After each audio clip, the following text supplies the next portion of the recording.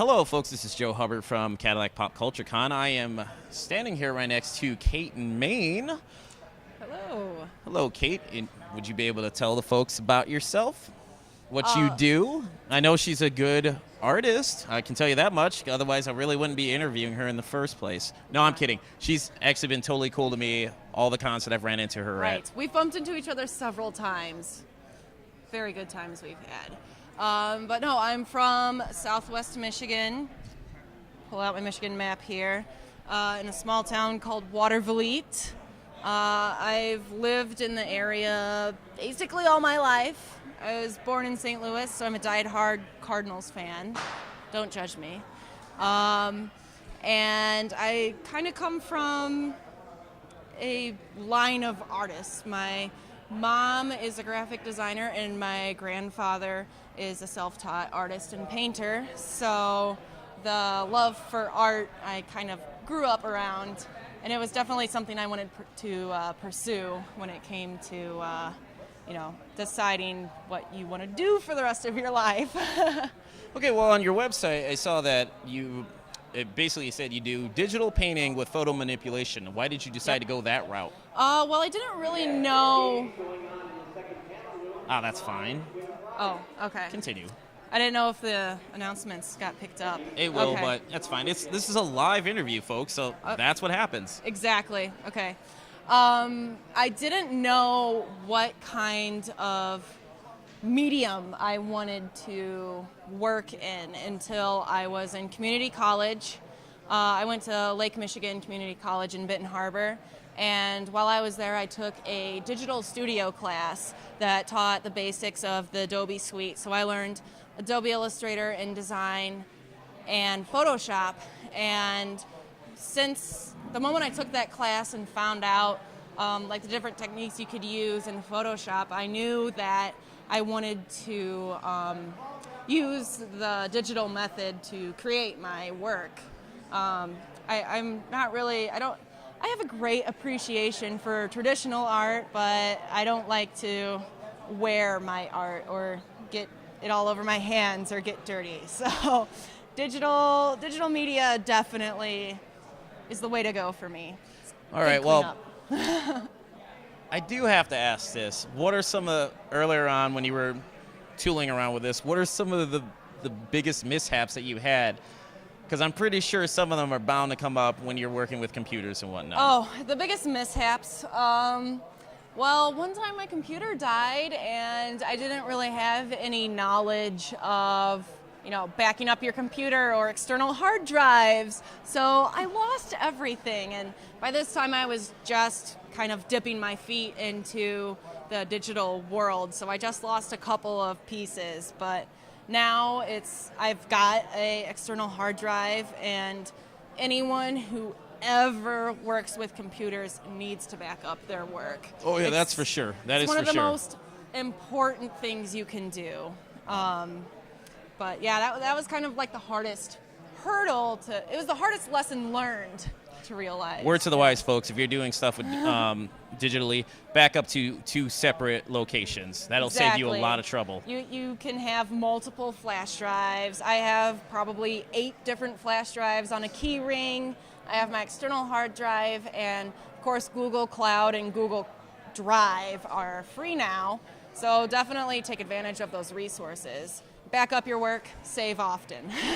Okay, we're going to get back to the art in a moment, but I did notice this when I was checking out your website, that you have an equestrian background. Yes, I've been horseback riding since I was 8 years old. I kind of got into it on accident. None of my family members are equestrians at all. But I was actually on a trail ride in a canyon in Texas, and the old trail horse took off with me. Not once, but twice. So after that experience, my mom did not want me to be scared of horses, so she put me into a riding lesson, and basically the rest is history. I've been riding for about 15 years or so, and I got my own horse when I was 12. His name's Staccato, and we compete dressage. And it's it's not really a hobby. It's progressed past that point. It's really a lifestyle thing for me now. Tell us about the horse. How'd you come up with the name? And why did you choose it? Oh, well, he actually came with the name. Oh, okay. I got him from Michigan State University has a breeding program, and they have an annual auction. And so I actually went to this auction. I had a few horses picked out that I was interested in. But, you know, he just had the most personality and was very, like, interested in people walking by. And I just kind of knew that his kind of personality was the one that I wanted. So you've clearly bonded with your horse. Oh, yeah. Oh, yeah. I mean, I've had him through middle school, high school, college, all of, like, the difficult years of, like, life and figuring out what you want to do with your life. He's been there. So it's a great companion, and I have definitely learned a lot of life lessons out at the barn and through horseback riding lessons that I can apply to, like, real life.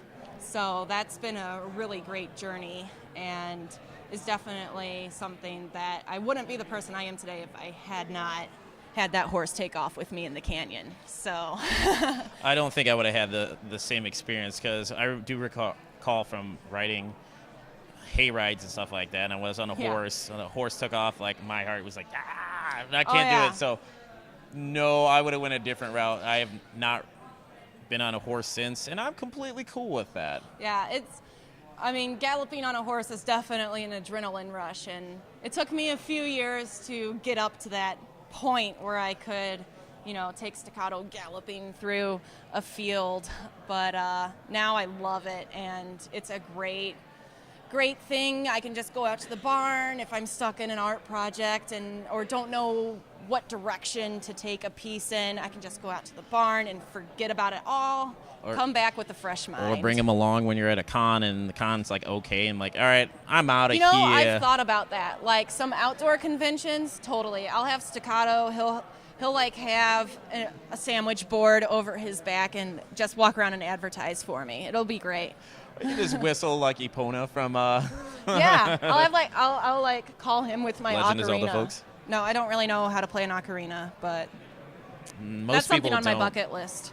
Anyways, but no, the name, he came with it, like I said, and it actually means short, light, and rhythmic. It's a musical term for those of you who don't know. But it suits him very well. He's a smaller horse, so his back is maybe just about here.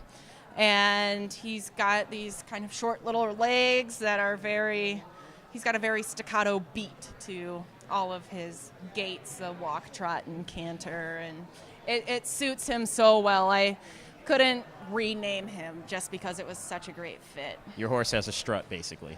Pretty much. He works it, and he knows he knows when he's in the show ring too, because he's just like game face. He's got it. All right, well, we're going to segue back into the Sure. artwork.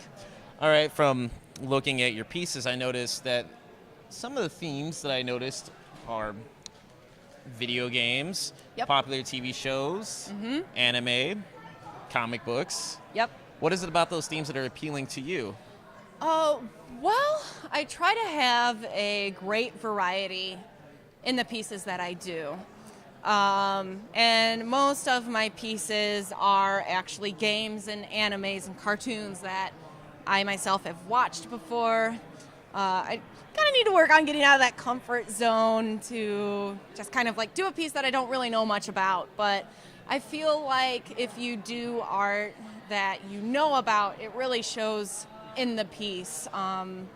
Like if you watch a show and you want to do character art and you know the character really well, you're going to be able to portray that character's like personality and general expression and presence better than, you know, just reading a summary on Wikipedia and drawing what you think the character might look like.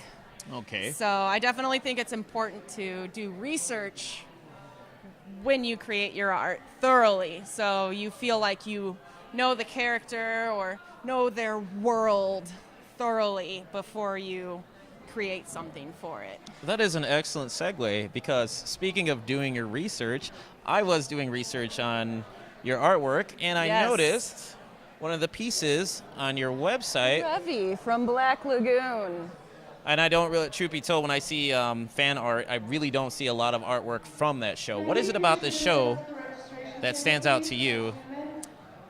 Well, what I really like about it is it's just kind of focusing on this underworld of like mafias and, you know, drug deals and just all these things that happen in real life every day, but you don't really ever think about it when you go through your day-to-day life.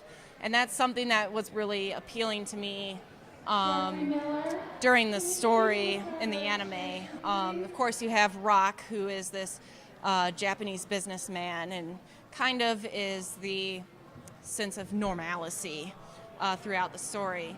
And he provides a great contrast to the rest of the characters who live in this world and city called Roanapur that work, with these underground mafias. And Black Lagoon is actually the name of a delivery company that the main character, Ravi, works for along with 2 other crewmates.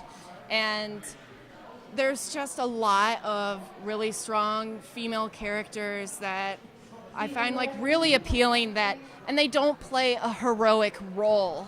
They all have really deep and dark backstories, and they just accept their life for what it is and don't accept any crap. They don't put up with it, and it's just really entertaining to see that, because in a lot of animes you have the cute schoolgirls or exactly, and there's nothing cute in this anime. There's just upright badassery, and I love that aspect. Have you by chance watched the sequel with Yes. the nun? Roberta's Blood Trail. That's the OC, I think. Is OC? Is that the OVA? OVA? Yes. Oh, it's all good. No Yeah, worries. yeah. Sometimes it's OAV, depending on who you're talking They to. need to really come up with some different abbreviations with different letters so I don't get them confused. Short sequel. Yes. Side story. Or extended episode. How about that? Yeah. But every single episode in that show, even the omakes are even just thoroughly entertaining, adventure-filled, and action-packed. And I love it in every way. Okay, wrapping up. For people that would be interested in checking out your artwork and trying to support you, how can they reach you? They can reach me on Facebook, Tumblr, and my website, KaitMayne.com. And to spell that out real quick, it is KaitMayne.com. And all of my usernames, Facebook, Tumblr, DeviantArt, are all registered under my name. So it's a one package deal that you can find a lot of great stuff at. Excellent. Well, this is Joe with Kait Mayne reporting from the Cadillac Pop Culture Con for MIGeekScene.com. Take it easy, folks.